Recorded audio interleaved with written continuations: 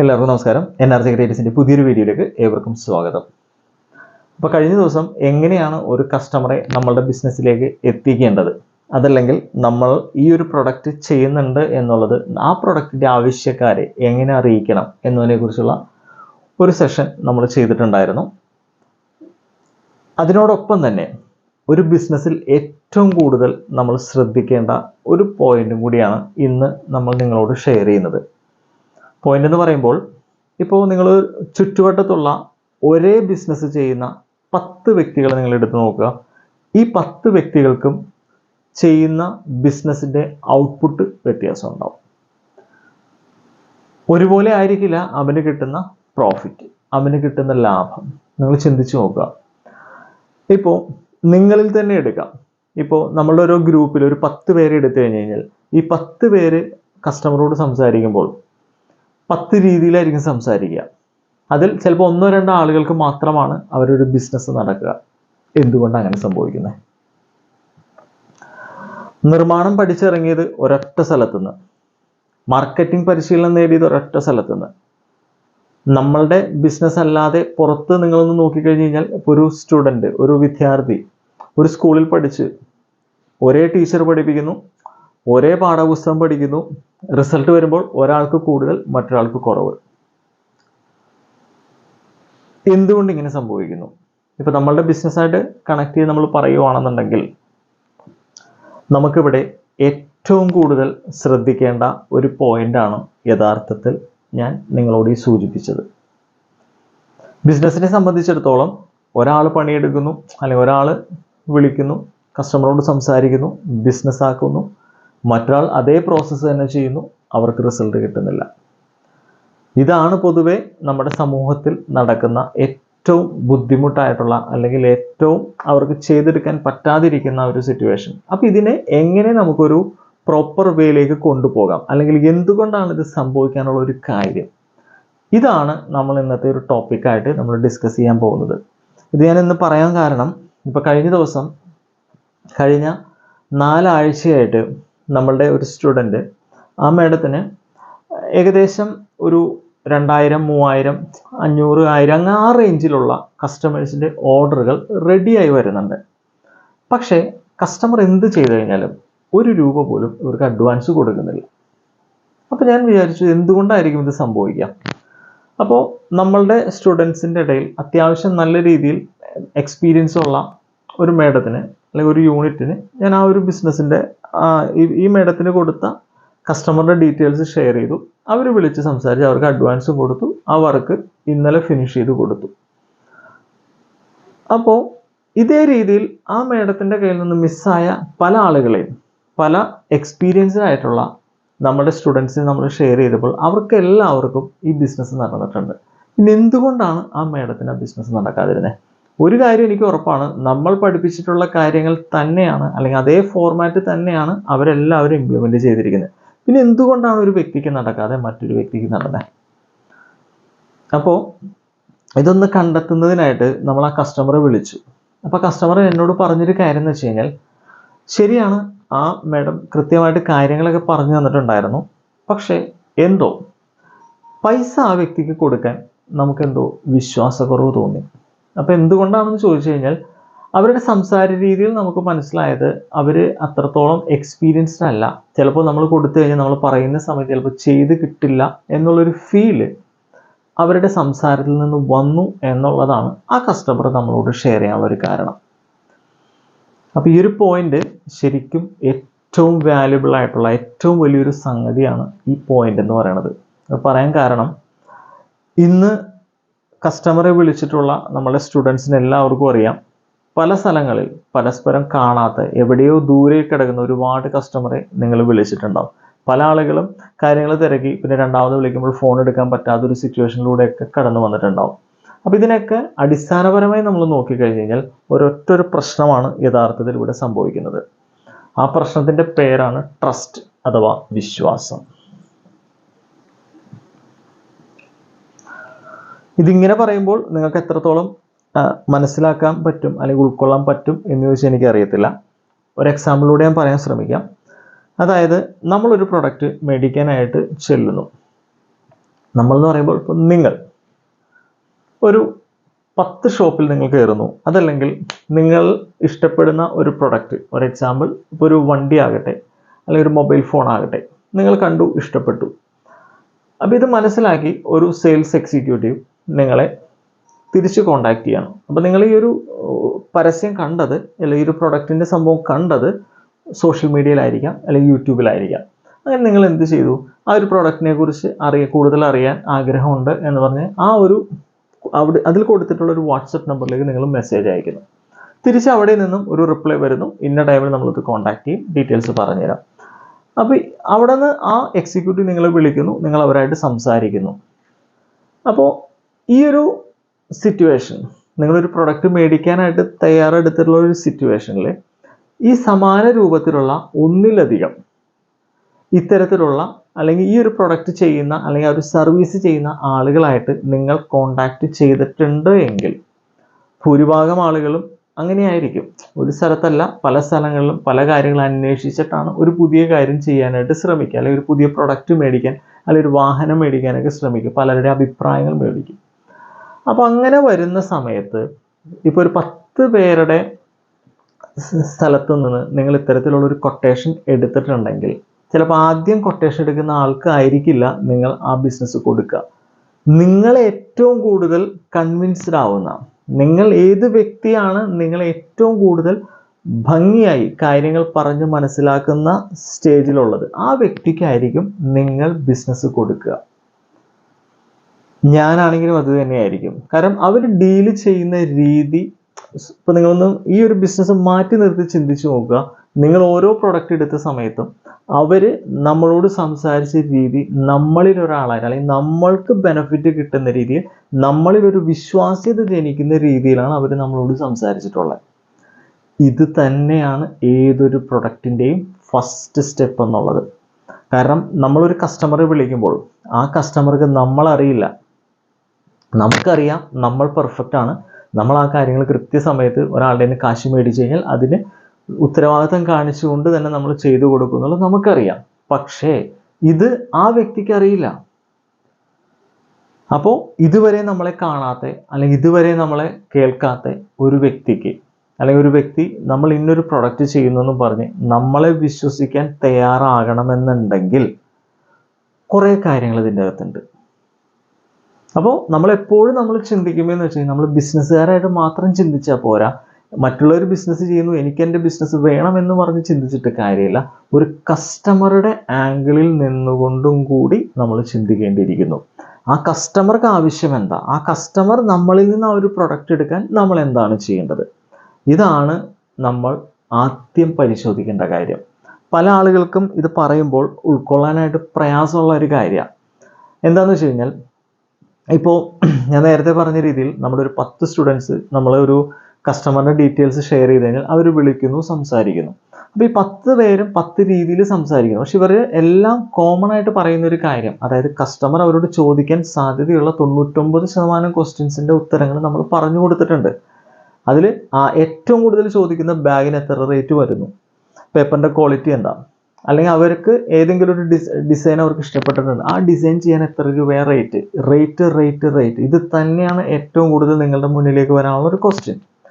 അപ്പം ഇങ്ങനെ വരുന്ന സിറ്റുവേഷനിൽ ഇതിനെ കൃത്യമായിട്ട് കൈകാര്യം ചെയ്യണമെന്നുണ്ടെങ്കിൽ നമ്മൾ ഈ പറഞ്ഞ രീതിയിലുള്ള ഒരു ട്രസ്റ്റ് കസ്റ്റമറുടെ മുന്നിൽ ബിൽഡ് ചെയ്തെടുത്താൽ മാത്രമേ നമ്മളുടെ ആദ്യ സ്റ്റെപ്പ് കംപ്ലീറ്റ് ആവൂ. അപ്പോൾ ട്രസ്റ്റ് ബിൽഡ് ചെയ്തുകൊണ്ട് ബിസിനസ് നടന്നു എന്നല്ല അർത്ഥമാക്കുന്നത്, ആദ്യ സ്റ്റെപ്പ് നമ്മളുടെ കംപ്ലീറ്റ് ആവുള്ളൂ.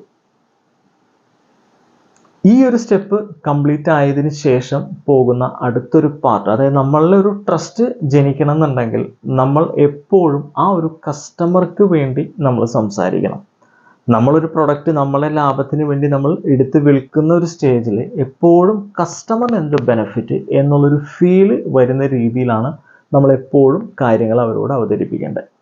ഇതിനാണ് നമ്മൾ സജഷൻ ടെക്നിക്സും മറ്റു കാര്യങ്ങളൊക്കെ നിങ്ങളെ പഠിപ്പിച്ചിരിക്കുന്നത്. അത് തന്നെ നിങ്ങൾ ഫോളോ ചെയ്താൽ മതി. പക്ഷെ പല ആളുകളും ഇത് ശ്രദ്ധിക്കാറില്ല. എല്ലാവരും ഫോക്കസ് ചെയ്യുന്നത് എനിക്ക് ഇപ്പോൾ ഒരു വർക്ക് ഓർഡറുകൾ വേണം, എനിക്ക് വരുമാനം വേണം, ഈ രീതിയിലാണ് എല്ലാവരും ചിന്തിക്കുന്നത്. തെറ്റെന്നല്ല ഞാൻ പറയുന്നത്.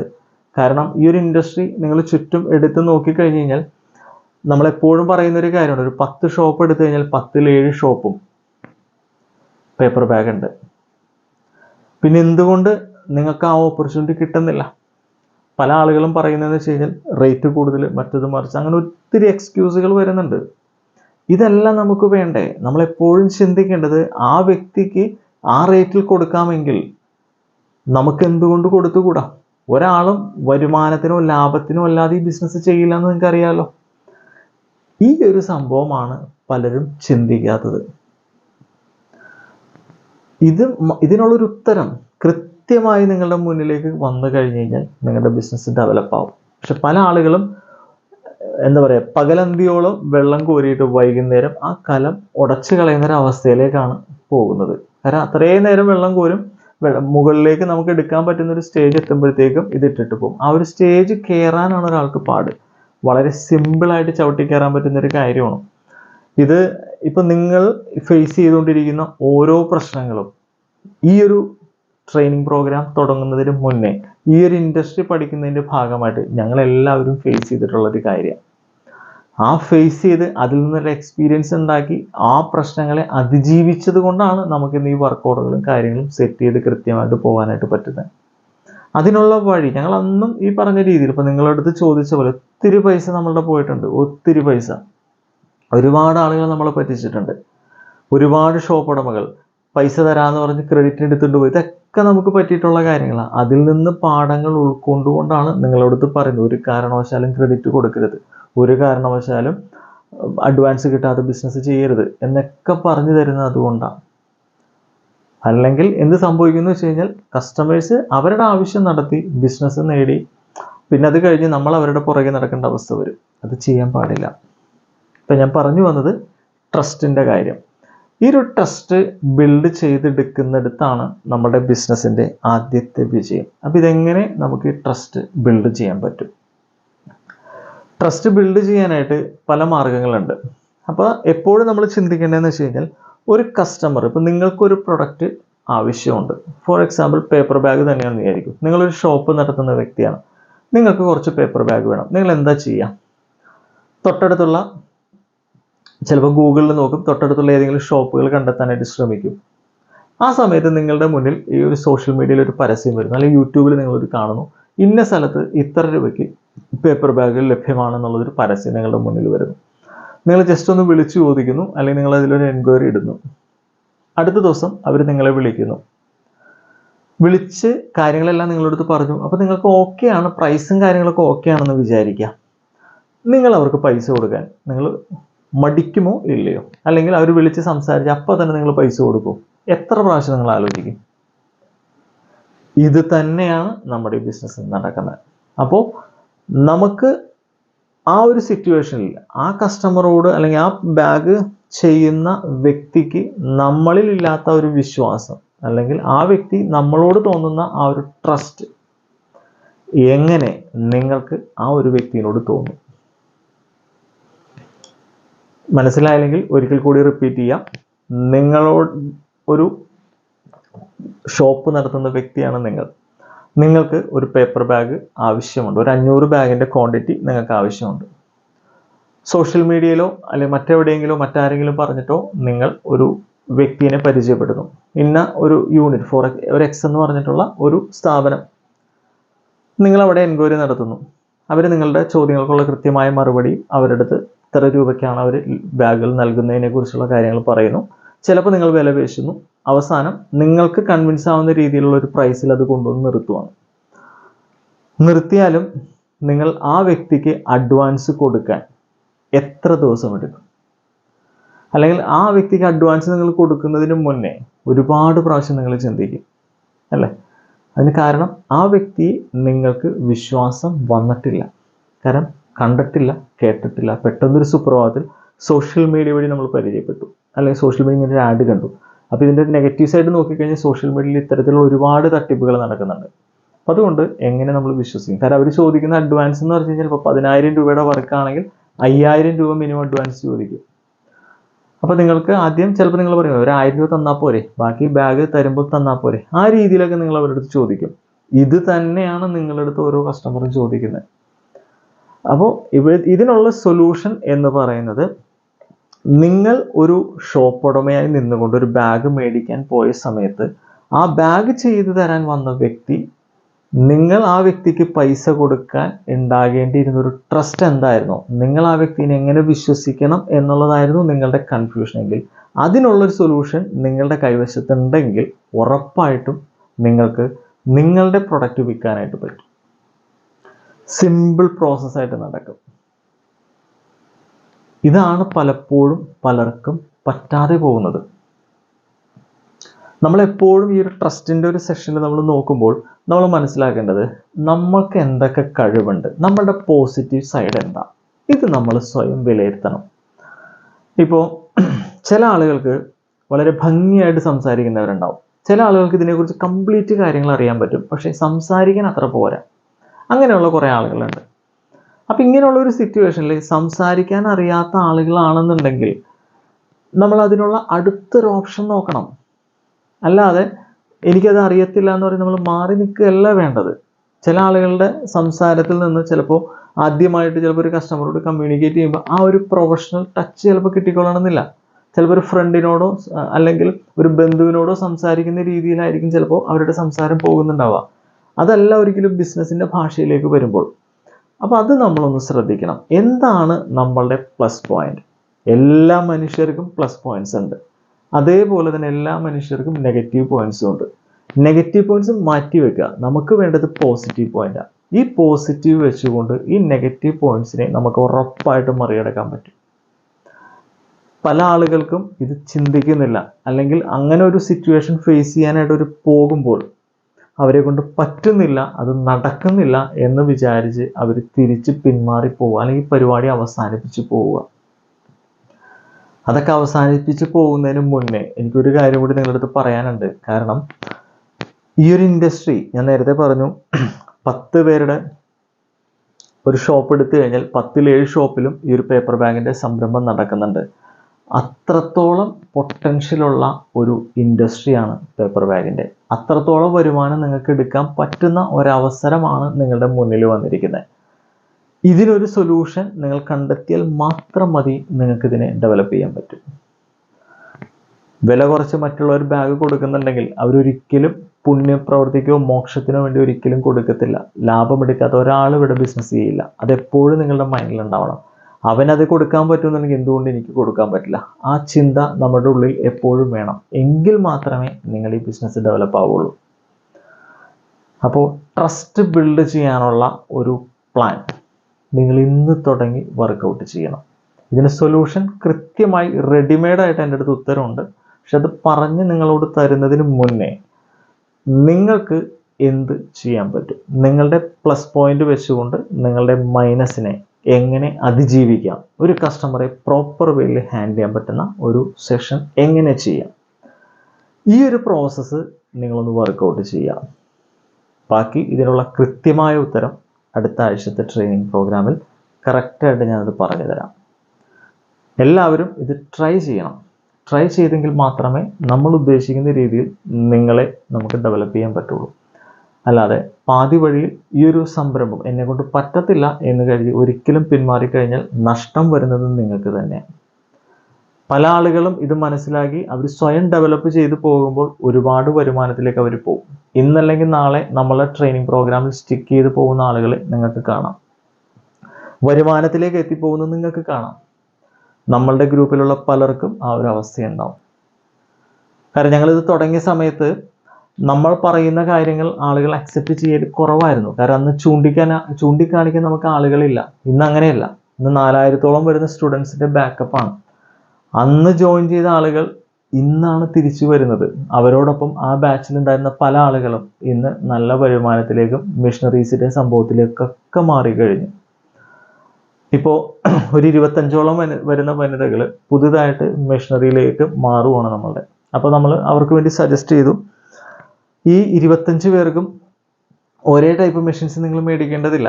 പലരും പല രീതിയിലുള്ള മെഷീൻസിലേക്ക് മാറിക്കഴിഞ്ഞ് കഴിഞ്ഞാൽ നമുക്കിതൊരു പ്രോപ്പറായിട്ട് അതൊരു കോർഡിനേറ്റ് ചെയ്തുകൊണ്ട് നമുക്ക് കൊണ്ടുപോകാൻ പറ്റുന്ന രീതിയിലേക്ക് ഇപ്പോൾ ചെയ്യാൻ പോവാം. അത് ഞങ്ങൾ മിക്കവാറും ഒരു വലിയൊരു പ്രോഗ്രാമായിട്ട് തന്നെ നടത്താനുള്ളൊരു പ്ലാൻ ഉണ്ട്. അപ്പോൾ അതിലൊരു ഫൈനൽ ചർച്ചകൾ നടന്നുകൊണ്ടിരിക്കുകയാണ്. അപ്പോൾ കൃത്യമായിട്ട് നിങ്ങൾ പ്ലാൻ ചെയ്യുക. ഒരൊറ്റൊരു കാര്യം വീണ്ടും വീണ്ടും വീണ്ടും എടുത്ത് പറയുന്നു, ലക്ഷങ്ങളും കോടികളും ഡെയിലി ബിസിനസ് നടക്കുന്ന ഒരു ഇൻഡസ്ട്രിയാണ് പേപ്പർ ബാഗിൻ്റെ. ചുറ്റുവട്ടം നിങ്ങൾ നോക്കിക്കഴിഞ്ഞാൽ പരാജയപ്പെട്ടവരായിരിക്കും കൂടുതൽ. കാരണം ബിസിനസ് എന്ന് പറഞ്ഞു കഴിഞ്ഞാൽ അത് പഠിച്ച് മനസ്സിലാക്കി അതിൻ്റെ വ്യാപ്തി മനസ്സിലാക്കി ചെയ്താൽ മാത്രമേ നിങ്ങൾക്ക് ഇവിടെ ഔട്ട്പുട്ട് ഉണ്ടാവുള്ളൂ. അത് ചെയ്യേണ്ട രീതിയിൽ ചെയ്യണം, എങ്കിൽ മാത്രമേ നമുക്ക് ഡെവലപ്മെൻറ്റ്സ് ഉണ്ടാവുള്ളൂ. അത് പഠിക്കാനും മനസ്സിലാക്കാനും കൃത്യമായി പ്ലാൻ ചെയ്യാനും നിങ്ങൾ പരിശ്രമിച്ചോളൂ. ഒപ്പം ഞങ്ങളുണ്ട്. കറക്റ്റായിട്ട് സെറ്റ് ചെയ്തോ. ഈ ട്രസ്റ്റ് ബിൽഡ് ചെയ്യാനുള്ള ഉത്തരം കൃത്യമായി അടുത്ത ആഴ്ച നിങ്ങളുടെ ട്രെയിനിങ് സെഷനായിട്ട് നമ്മളത് കവർ ചെയ്യും. ഓക്കെ, അപ്പം ഇന്ന് എന്തുകൊണ്ട് ഇത് തരുന്നില്ല എന്ന് വെച്ച് കഴിഞ്ഞാൽ, ഇന്ന് ലൈവിൽ നമ്മൾ പ്ലാൻ ചെയ്തതും ഈ ട്രെയിനിങ്സ് ട്രസ്റ്റ് ബിൽഡ് ചെയ്യുന്നതിനെ കുറിച്ചായിരുന്നു.